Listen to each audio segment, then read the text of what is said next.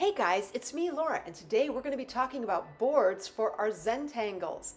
And right here, this is what it is. I've got 3 canvas boards.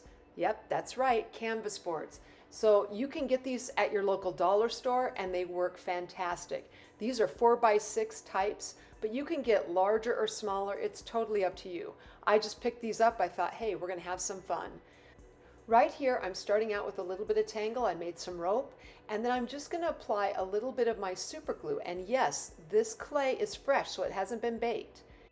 You can go ahead and bake it on the board without gluing it in. That's perfectly fine if you're worried about that.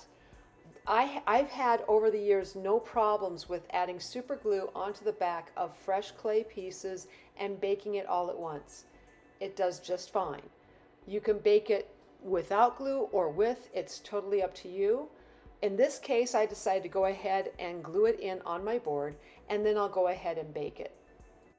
Now, if you're a jewelry artist and you do jewelry in polymer clay, a lot of times your baking time will be very long. It could be a half hour, who knows. But when it comes to doing the Zentangles in polymer clay, and especially when I'm working with Sculpey Original White Clay, I bake this to what the manufacturer suggests. So that means a 1/4 inch for every 10, for every 10 minutes. Yeah, so 10 minutes for every 1/4 inch, sorry. And that being said, I'll even go less time. And it's thoroughly baked, but the thing is, I do this is because Sculpey Original White will discolor over time in the oven, even at its regular temperature. So you need to keep this in mind. I go for a lot less time, but you have to also remember that I am not doing this for a piece of jewelry. Jewelry takes a lot more, what can I say? It's rough and tumble. And so you need to have, it needs to be durable. This stuff is going to hang on a wall, or it's going to be sitting on your desk or whatever. So it doesn't need the durability factor that jewelry does. Now let's go ahead and bake this.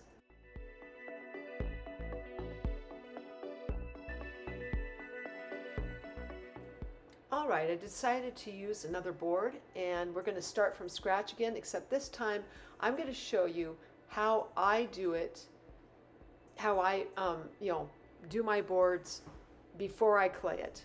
So in other words, I mark it, I take my pencil and my ruler, and I like to, whatever board I'm working on, I like to go in, like this is a 4x6 board.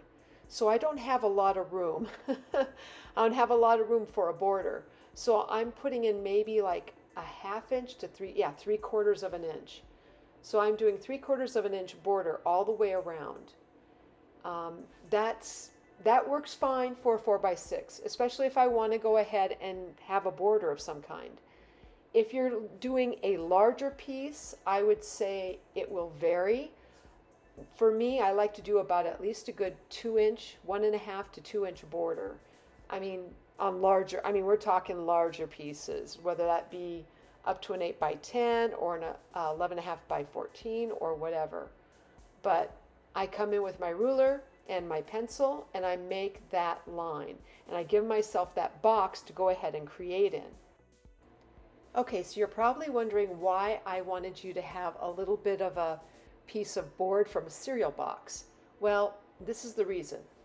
I went ahead and you're going to measure your borders here on your canvas board, which is 2.5 by about a little over 4.5 inches.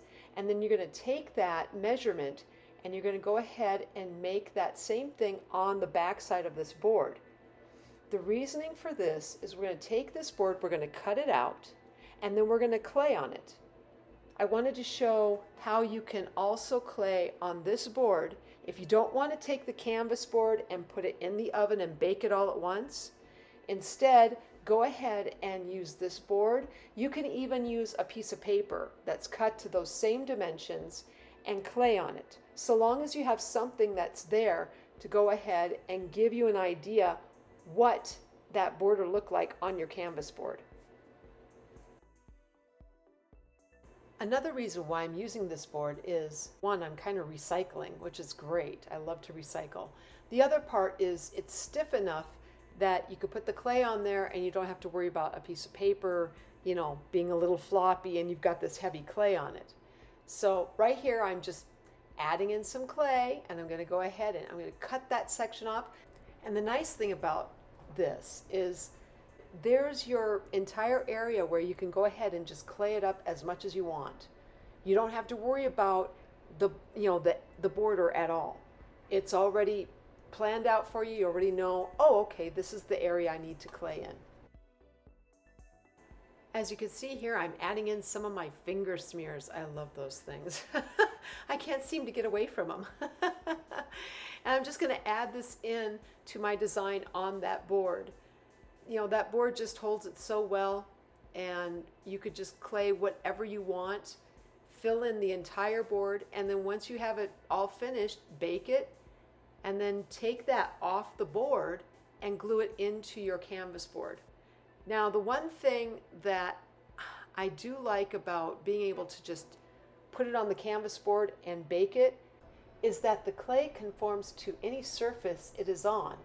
In this case, canvas boards have a texture to them, and because they do, if you bake the clay on a smooth surface first, when you do go to glue it onto your canvas board, the fit might not be as nice as if you had just baked it onto the board directly.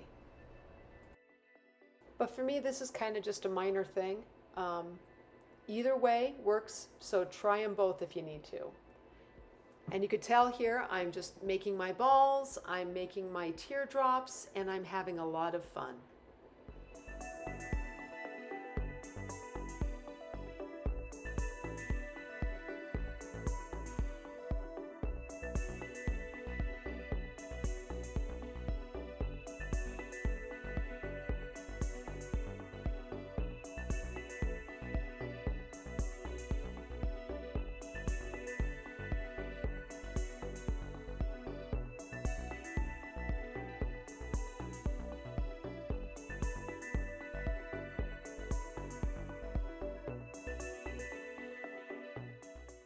All right, let's go ahead and bake this piece now.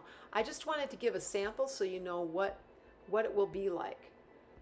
Now I brought this back out, it's already been baked, and I noticed that when I took the board out of the oven, it curled up slightly. And so the clay piece wasn't exactly flat. It wasn't flush, but that's okay. It was just a slight bit of curl. And so now I'm going to go ahead and take my super glue.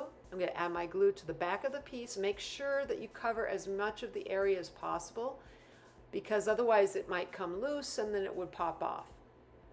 And then glue that into your little bordered area.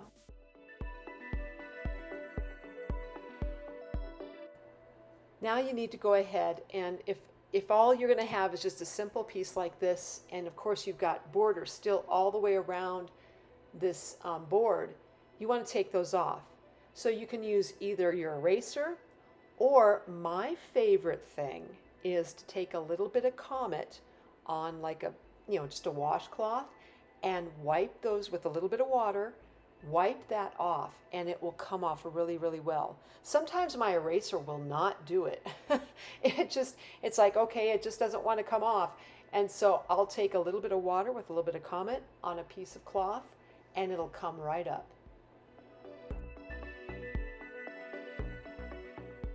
I hope you liked this video, and if you did, please like, subscribe, and leave me a comment. I would love to know what you think about this.